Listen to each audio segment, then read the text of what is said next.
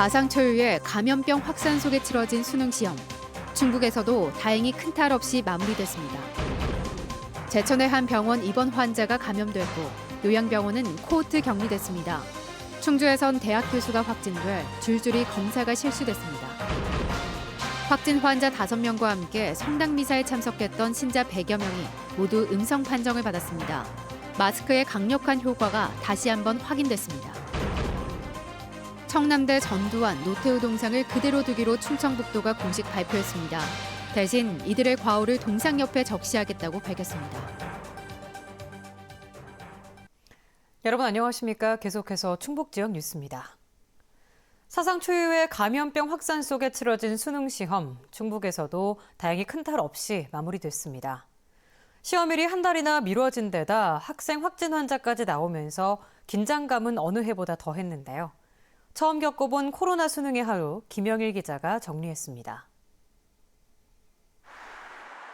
코로나19라는 초유의 감염병 사태 속에 치러진 올해 수능 시험.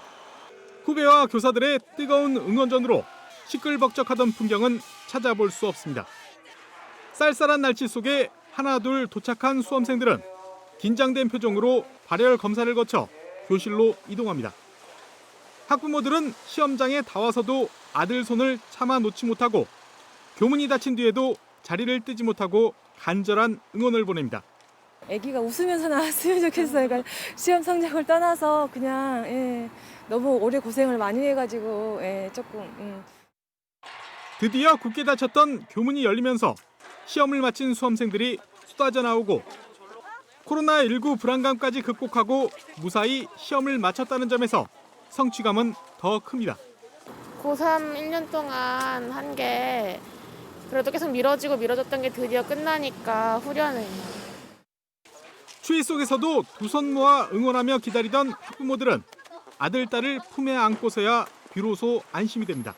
그동안에 좀 많이 애썼고 다른 해에 비해서 올해는 더 많이 고생한 것 같아서 잘 버텨줘서 고맙다는 말 하고 싶어요. 코로나19 확진과 자가격리 대상 수험생 29명은 물론 발열 등의 이상 증상을 보인 수험생 5명도 별도의 장소에서 무사히 시험을 마쳤습니다. 하지만 12,000여 명이 응시한 올해 수능에서 결시율은 3교시 영어 기준 15.8%로 역대 최고를 기록했습니다. 수시 전형을 앞두고 코로나19 감염을 우려해 시험을 포기하는 수험생들이 늘어난 겁니다. 코로나 영향이 제일 컸지 않았나 이렇게 생각이 됩니다. 아마도 이제 수험생들 입장에서는 만약에 확진이 되면 대학별 논술고사라든가 면접고사에 불이익이 있으니까 그 영향이 아닐까. 일부 수험생은 반입 금지 물품 소지와 4교시 선택 과목 응시 방법 위반 등의 부정 행위로 적발돼 시험이 무효 처리되기도 했습니다. 이번 수능 결과는 오는 23일 각급 학교나 지역 교육지원청 등을 통해 받아볼 수 있습니다. MBC 뉴스 김영일입니다. 네, 다음은 코로나19 발생 소식입니다. 제천에서 확진 환자가 추가로 나왔는데 병원 내 입원 환자가 감염됐고 한 요양병원은 코호트 격리됐습니다. 또 충주에선 대학 교수가 확진됐는데 강의를 들은 학생 40여 명이 검사 결과를 기다리고 있습니다.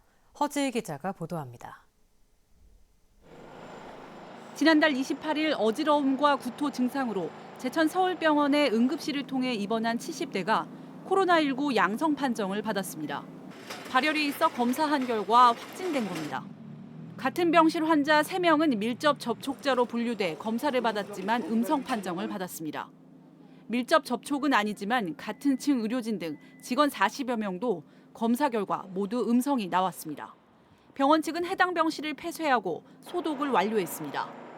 보건당국은 대확산기 바이러스를 가진 상태에서 입원했을 가능성 등 추가 접촉자는 없는지 감염 경로를 조사하고 있습니다. 격리병실로 빠졌기 때문에 거기만 이렇게 해당되는 거지 병원 전체가 해야 되는 거 아니에요. 거기를 방문하셨던 분이나 그런 분들을 저희가 이제 조사해서 검체를 채취하는 거죠. 나머지 확진 환자 4명 가운데 요양병원 종사자도 포함돼 해당 시설은 코호트 격리됐습니다. 충주에선 대학 교수가 확진되면서 강의를 들은 학생 40여 명이 검사를 받았습니다. 서울의 탁구 클럽에서 확진 환자와 밀접 접촉한 배우자와 함께 무증상 상태에서 서울의 선별진료소에서 검사를 받았고 모두 양성 판정이 나왔습니다. 접촉한 사람들을 미리 파악해가지고 명단을 미리 갖고 있다가 역학조사반 나와가지고 바로 드렸어요. 그래가지고 일이 좀 빨리빨리 진행이 돼가지고 지금 검사를 거의 마친 상태거든요. 이 밖에 경기도 확진자와 접촉한 청주 거주 60대와 20대 외국인이 증상이 없는 상태에서 확진되는 등 무증상 산발적 감염이 계속 이어지고 있습니다. MBC 뉴스 허지입니다. 코로나 바이러스 전파를 막을 가장 강력한 방역 수단으로 마스크가 꼽히죠. 이 마스크의 강력한 효과와 올바른 착용의 중요성을 확인시켜준 사례가 또 나왔습니다. 확진 환자 5명과 함께 성당 미사에 참석했던 신자 100여 명이 검사 결과 모두 음성 판정을 받은 겁니다. 정재영 기자입니다. 신자 수 1,000명이 넘는 성당에서 코로나19 집단 감염이 발생한 건 지난달 29일부터입니다. 사흘 전 성가대 연습을 함께했던 신자 14명 가운데 무려 8명이 잇따라 확진 판정을 받은 겁니다. 지역 주민에게 감염된 60대가 이 사실을 모르고 연습에 나갔다 다른 7명에게 전파한 것으로 추정됩니다. 모두 마스크를 쓰고 있었지만 노래를 부르다 마스크가 움직여 코와 입을 제대로 덮지 못했고 일부는 호흡 문제로 벗고 쓰기를 반복한 걸로 조사됐습니다. 더 큰 문제는 확진 환자 가운데 5명이 신자가 100명 넘게 참석한 주일 미사에 나가 함께 노래를 불렀다는 것. 관할보건소는 미사 참석자를 포함해 성가대 연습이 있은 이후 성당을 찾은 신자 319명에 대한 전수검사를 벌였습니다. 확진자 외에 다른 신자분들도 또 많이 오셔가지고 걱정하고 많이 더 이상 확진자가 안 나오기를 바라는 마음이 간절했죠. 확진 환자 5명 모두 미사 바로 다음 날 양성 판정을 받은 만큼 대량 확산 우려가 컸지만 신자들의 검사 결과는 전원 음성. 바로 옆에서 함께 노래한 다른 성가대원들은 물론 같은 날 같은 시각 성당 안에 있었던 신자들까지 단 한 사람도 감염되지 않은 겁니다. 거리 두기로 서로 떨어져 앉아 있었고 무엇보다 마스크를 제대로 착용하고 있어 바이러스가 퍼지지 않은 것으로 보입니다. 일반인들하고 이 성가대하고 거리가 한 5, 6m 떨어져 있었고 거기에서는 노래를 부른다 하더라도 마스크를 쓰고서 노래를 불렀기 때문에 감염이 안 된 걸로 그렇게 생각됩니다. 확진된 성가대원들이 다니던 어린이집과 병원 폐쇄병동에서도 추가 확진자는 나오지 않았습니다. 접촉자 모두 마스크를 쓰고 있었습니다. 결국 제대로 된 마스크 착용이 누구나 가진 가장 강력한 백신임을 다시 확인시켜준 사례라는 게 보건당국의 설명입니다. MBC 뉴스 정기영입니다. 경기도에서 괴산을 방문했다가 확진 판정을 받은 30대 지역 내 접촉자가 없는 것으로 확인됐습니다.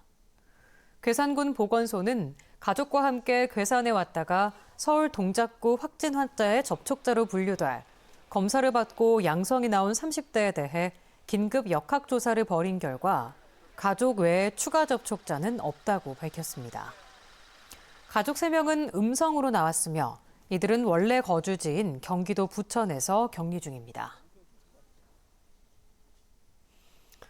5.18 주범인 전두환 노태우 씨 동상을 옛 대통령 별장 청남대에서 없애라는 요구에 대해 충청북도가 결국 원형 보존을 결정했습니다.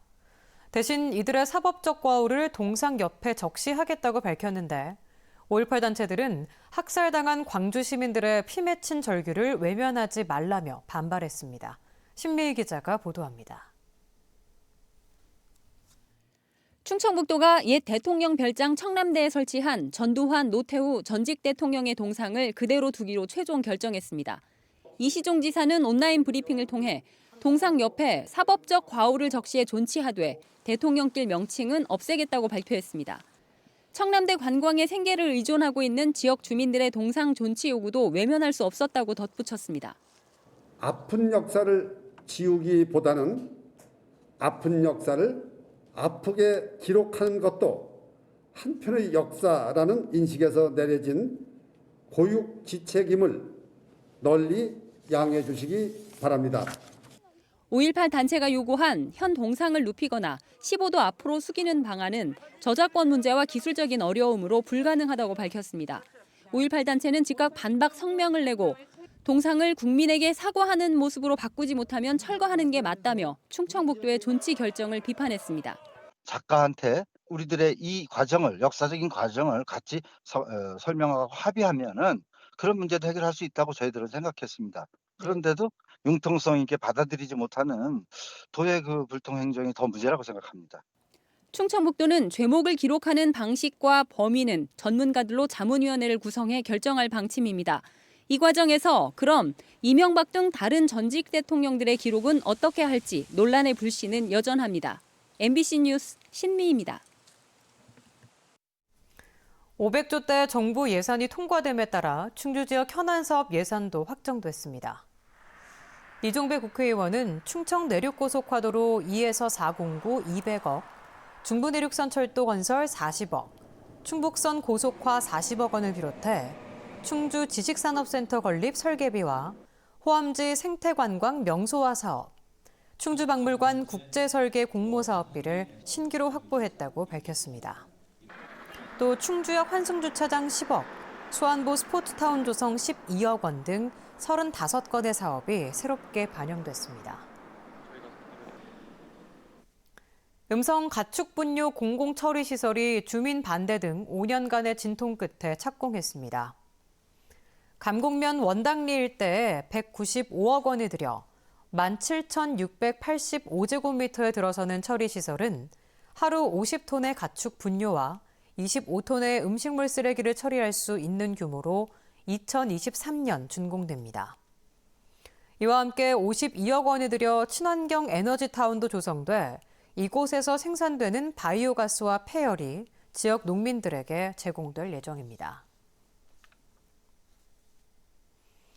국회 세종의사당 건립이 내년부터 본격적으로 추진됩니다. 어제 국회 본회의를 통과한 내년도 정부 예산에 국회 세종의사당 건립비 127억 원이 확정됨에 따라 국제 설계 공모와 기본 설계 등 본격적인 사업 추진이 가능해졌습니다. 국회 세종의사당이 설치되면 16개 상임위 가운데 세종 청산의 정부부처를 소관하는 11개가 세종의사당에서 가동돼 국회 기능의 3분의 2가 세종시로 이전하게 됩니다. 지금까지 충북지역 뉴스였습니다. 고맙습니다.